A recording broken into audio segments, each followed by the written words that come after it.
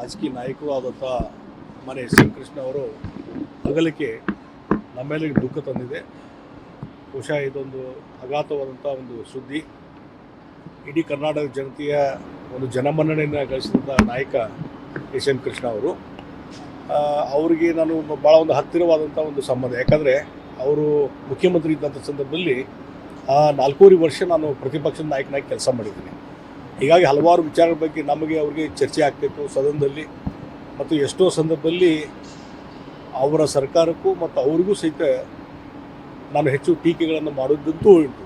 ಆದರೆ ಯಾವುದೇ ವಿಚಾರಗಳನ್ನು ಚರ್ಚೆ ಮಾಡುವಾಗ, ಯಾವುದೇ ಒಂದು ಅವರಿಗೆ ಅಪ್ರಿಯವಾದಂಥ ವಿಚಾರಗಳನ್ನು ಚರ್ಚೆ ಮಾಡುವಂಥ ಸಂದರ್ಭದಲ್ಲಿ ಸಹಿತ ತಾಳ್ಮೆಯಿಂದ ಕೇಳುವಂಥದ್ದು ಮತ್ತು ಪ್ರತಿಪಕ್ಷದವರು ಟೀಕೆಗಳನ್ನು ಮಾಡುವಾಗ ಅದನ್ನು ತಾಳ್ಮೆಯಿಂದ ಎದುರಿಸುವಂಥದ್ದು, ಅದಕ್ಕೆ ಸರಿಯಾದಂಥ ಉತ್ತರ ಕೊಡುವಂಥ ಕೆಲಸ ಅವ್ರು ಯಾವಾಗಲೂ ಮಾಡ್ತಾಯಿದ್ರು.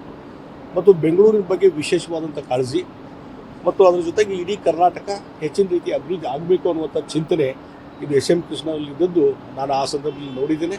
ಮತ್ತು ಒಂದು ವಿಷನರಿ ಮುಂದಾಲೋಚನೆ ಇಟ್ಟುಕೊಂಡು ಕೆಲಸ ಮಾಡ್ತಕ್ಕಂಥ ವ್ಯಕ್ತಿ. ಅದರ ಜೊತೆಗೆ ಇನ್ನೊಂದು ಭಾಳ ಮುಖ್ಯವಾಗಿ ಅವರು ಹಣಕಾಸು ಸಚಿವರಾಗಿ ಕೆಲಸ ಮಾಡಿದರು.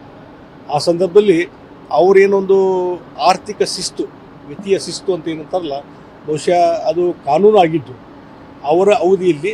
ಮತ್ತು ಅದನ್ನು ಇವತ್ತು ಪ್ರತಿಯೊಂದು ಸರ್ಕಾರವೂ ಆಡಳಿತ ನಡೆಸುವಂಥ ಹಣಕಾಸು ಸಚಿವರು ಸಹಿತ ಅದನ್ನು ಪ್ರತಿಪಾಲನೆ ಮಾಡ್ತಾ ಇರೋದು ನೋಡ್ತಾ ಇದ್ದೇನೆ.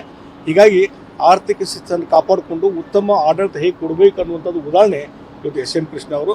ಹೀಗಾಗಿ ಅವರು ಒಬ್ಬ ಅಪರೂಪದ ರಾಜಕಾರಣಿ, ಒಳ್ಳೆಯ ಮುಖ್ಯಮಂತ್ರಿಯಾಗಿ ಕೆಲಸ ಮಾಡಿದ್ದಾರೆ. ಇವತ್ತು ಅವ್ರಿಗೊಂದು ಇಮೇಜ್ ಇದೆ. ಮತ್ತು ಬೆಂಗಳೂರು ಡೆವಲಪ್ಮೆಂಟ್ ದೃಷ್ಟಿಯಿಂದ ಅವ್ರೇನು ಕನಸಿತ್ತು, ಬಹುಶಃ ಆ ಕನಸನ್ನು ನನಸು ಮಾಡಲಿಕ್ಕೆ ಎಷ್ಟೋ ಪ್ರಯತ್ನ ಮಾಡಿದರು. ಮತ್ತು ಕೇಂದ್ರ ಸಚಿವರಾಗಿಯೂ ಸಹಿತ, ವಿದೇಶಾಂಗ ಸಚಿವರಾಗಿಯೂ ಉತ್ತಮ ಕೆಲಸವನ್ನು ಮಾಡಿದ್ದಾರೆ. ಹೀಗಾಗಿ ಅವರ ಒಂದು ಹೆಗ್ಗುರುತು ಯಾವಾಗಲೂ ಕರ್ನಾಟಕದ ಮೇಲೆ ಇರ್ತದೆ.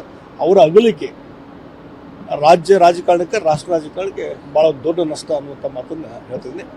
ಮತ್ತು ಇವತ್ತು ಅವರಿಗೆ ಗೌರವ ಕೊಡಲಿಕ್ಕೆ ಅವರ ಇದಕ್ಕೆ ನಾನು ಅವರು ಗೌರವ ಕೊಡೋ ಸಲುವಾಗಿ ನಾನು ಬಂದಿದ್ದೆ. ಪಾರ್ಲಿಮೆಂಟ್ ನಡೀತಾ ಇದೆ, ಅವರಿಗೆ ಗೌರವ ಸಮರ್ಪಣೆ ಸಲುವಾಗಿ ಇವತ್ತು ಇಲ್ಲಿ ಬಂದಿದ್ದೆ.